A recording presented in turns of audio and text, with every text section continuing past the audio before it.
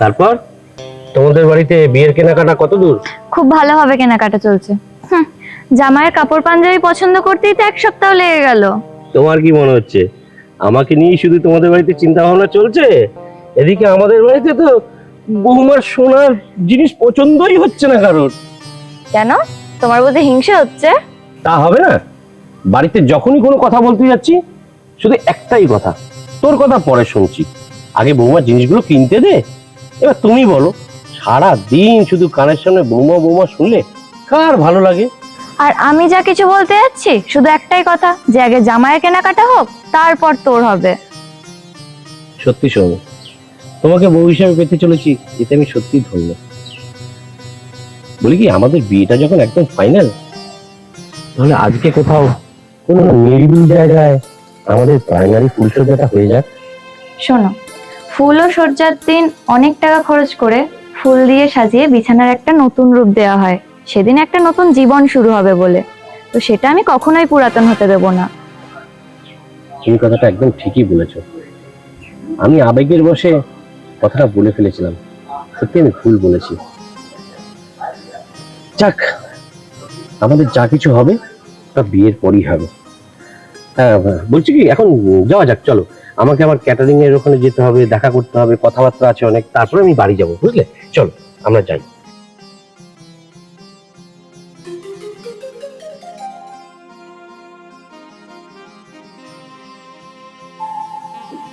আরে প্রসেন, ভালো আছিস? সন্তু দাজি,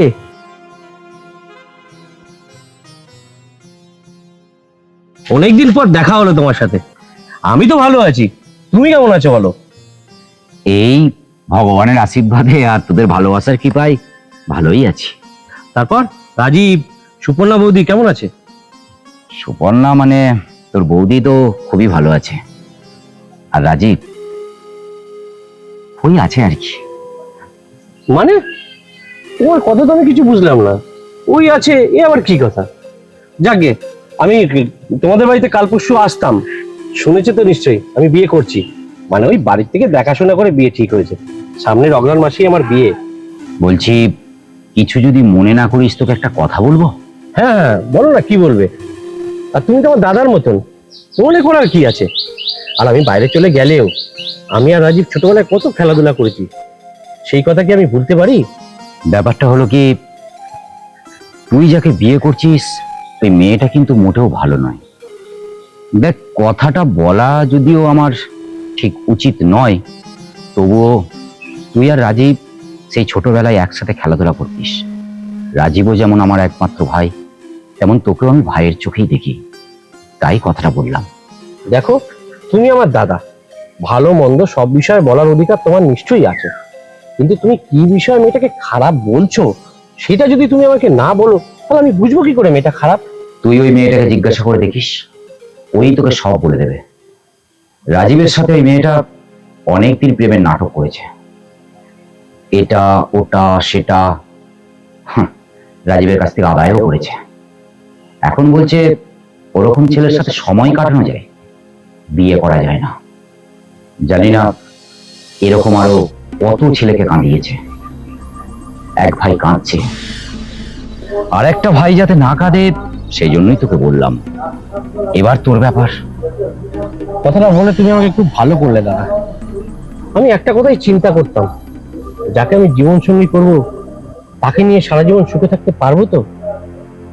যে অন্যকে অসুখী করে আমার জীবনে আসছে, সে আমায় কি করে সুখী করবে দাদা? আমি আসছি দাদা।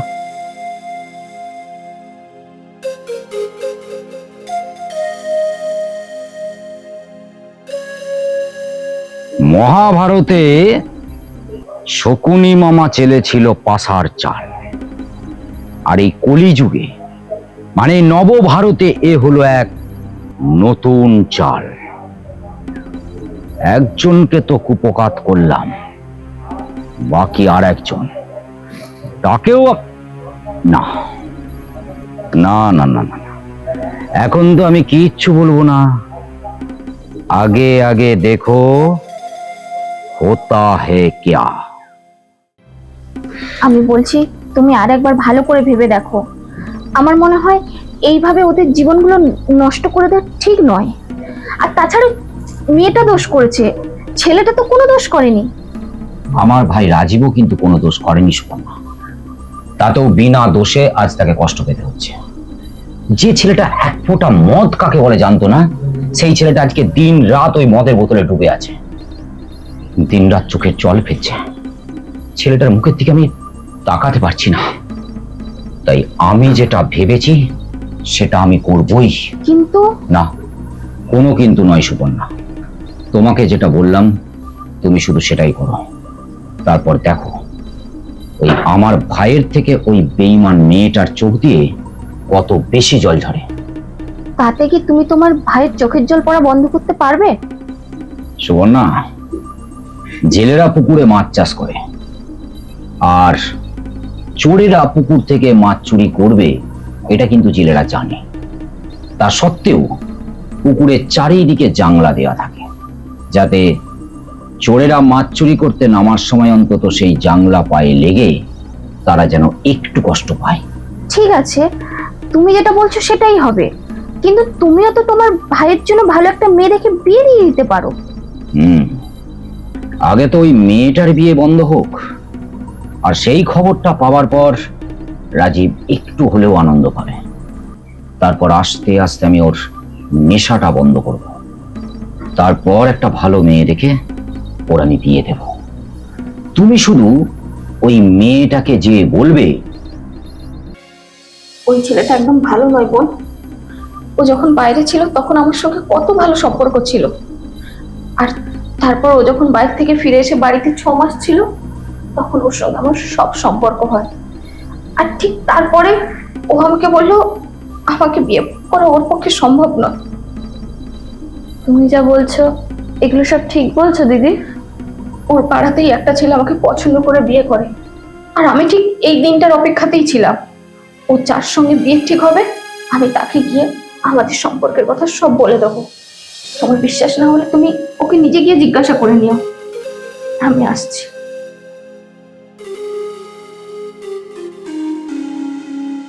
দেখতে ভালো বলে আমি ওকে বিয়েতে মত দিলাম, এখন দেখছি দেখতেই ভালো, ভিতরটা একদম নোংরা। আমি ওকে কালই জিজ্ঞাসা করব, কিন্তু দিদিটার নামটা তো জানা হলো না। যাই হোক, আমি ওকে কালকে একটা কথাই জিজ্ঞাসা করব, ও এরকম কতগুলো মেয়েকে ধোকা দিয়েছে। এই প্রশ্নটা আমি তোমাকে করছি, তুমি কতগুলো ছেলেকে ধোকা দিয়েছো? একদম নিজের দোষ কারোর উপর চাপাবে না। তুমি অস্বীকার করতে পারবে যে তুমি একটা মেয়ের সাথে সবকিছু সম্পর্ক করার পরও তাকে বিয়ে করতে তুমি অস্বীকার করেছো? এই মিথ্যেটাকে স্বীকার করার কোনো প্রশ্নই আসে না। তবু আমি তোকে জিজ্ঞাসা করছি, মেয়েটা কে? কে সেই মেয়ে যাকে আমি অস্বীকার করেছি? নামটা আমি তার কাছ থেকে জানতে ভুলে গেছি, বাট সে আমাকে সবকিছু বলেছে। কিন্তু আমি তোমাকে নামটা বলছি। রাজীব নামের কোনো ছেলের সঙ্গে তুমি ভালোবাসা করোনি, তার সাথে তুমি মেলামেশা করোনি, তার সাথে ভালোবাসার নামে তুমি এটা সেটা জিনিস নাও নি, তারপর তাকে অস্বীকার করলে, তার ভালোবাসার দাম তুমি দিলে না। তোমার মতন বেঈমান মেয়েকে বিয়ে করার কোনো প্রশ্নই ওঠে না। কিন্তু এই কথাগুলো তোমাকে কে বললো? যেই বলুক, সে তো মিথ্যে কথা বলেনি, সে আমার শুভাকাঙ্ক্ষী, সেই আমাকে বলেছে। তোমার মতন একটা কালনাগিনীর হাত থেকে আমাকে সে বাঁচিয়েছে। ছি, তোমার মতন মেশে না কথা বলাও পাপ। কথাগুলো তো একদম সত্যি কথা, কিন্তু ওকে ওসব কথা কে বললো? আমি। আপনি? আর আপনি তো কালকে দিদি হয়ে ওর নামে ওইসব কথা আমাকে বললেন। একদম ঠিক, আমি ওই প্রসেনকে তোমার আর রাজীবের সম্পর্কের কথা বলেছি, আর এ হলো আমার বউ। ও কাল তোমাকে প্রসেনের সঙ্গে ওর মিথ্যা সম্পর্কের কথা বলেছে। মনে পড়ে সেই দিনটার কথা? শুনুন, আপনার ভাই মদ খেলো কি রাস্তায় পড়ে থাকলো এসব আমার কিচ্ছু জানার দরকার নেই। আর আপনি ভাবলেন কি করে যে আমি আপনার ভাইকে বিয়ে করব? কি আছে আপনার ভাইয়ের? না আছে রূপ, না আছে টাকা পয়সা। যেমন আপনি তেমন আপনার ভাই। আর আপনি কি ভাবলেন আপনার ভাইয়ের সাথে আমার বিয়ে দিয়ে আমাদের সম্পত্তি আপনি বাজেয়াপ্ত করবেন? কারণ আমি আমার বাবার একমাত্র মেয়ে। তুমি ভুল করছো বোন, ওই টাকা পয়সা সম্পত্তি এসব নিয়ে আমি কখনো ভাবি না। আসলে ভাইটা এত কষ্টের মধ্যে, আমি ওর মুখের দিকে তাকাতে, প্লিজ প্লিজ বোন, আমি তোমার হাত ধরে অনুরোধ করছি, তুমি ওর জীবনটাকে এভাবে নষ্ট করে দিও না, প্লিজ। তো সাহস হয় কি করে আমার গায়ে হাত দেওয়ার? প্রথমবার বলে এক চড়ে বোঝালাম, দ্বিতীয়বার এরকম হলে না খুন করে ফেলবো। সেদিন আমি কেঁদেছিলাম, আজ আমার ভাইটা কাঁদছে, আর তুমি হাসতে হাসতে অন্যজনের সঙ্গে সংসার করবে, আমি দাদা হয়ে সেটা তাকিয়ে থাকি দেখবো? একটা কথা কি জানো বোন, টাকা পয়সা সোনা দানা সম্পত্তি এগুলো কোনোটাই চিরস্থায়ী নয়। আর এগুলো নিয়ে যারা অহংকার করে তারা কখনো মানুষ হতে পারে না। ভালো মানুষের যারা কদর দিতে পারে না তারা কখনো ভালো হতে পারে না। পারলে নিজেকে ভালো করার চেষ্টা করো। একটা কথা কি জানো বোন, অভাব টাকা পয়সাতে থাকে না, অভাব থাকে মনে। তাই আগে মনে আনন্দ দিতে শেখো, তাহলে দেখবে সবকিছু আনন্দের সাথেই কাটবে, জীবনে দুঃখ বলে কোনো জিনিস থাকবে না। আসি। দাঁড়ান, আপনারা ঠিকই বলেছেন, আমি ভুল করে ফেলেছি। দাদা, আপনি আমাকে ক্ষমা করে দেবেন। বৌদি, আপনিও আমাকে ক্ষমা করে দেবেন। আমি এখন বুঝতে পারছি আপনাদের সাথে আমি কতটা সুখে থাকবো। আচ্ছা বলুন না, এখন রাজীব কোথায় আছে? আর আমি আপনাকে কথা দিচ্ছি, রাজীবকে আবার সুস্থ অবস্থায় ফিরিয়ে দেবো, আর আগের মতন ভালোবেসে আমরা একটা সুন্দর সংসার গড়ে তুলবো। আমাদের বাড়ির পাশে যে ভাঙা বাড়িটা আছে, ও ওখানে বসে মদ খাচ্ছে। আমি বলছি বোন, তুমি ওকে নিয়ে খুব সুখী হবে।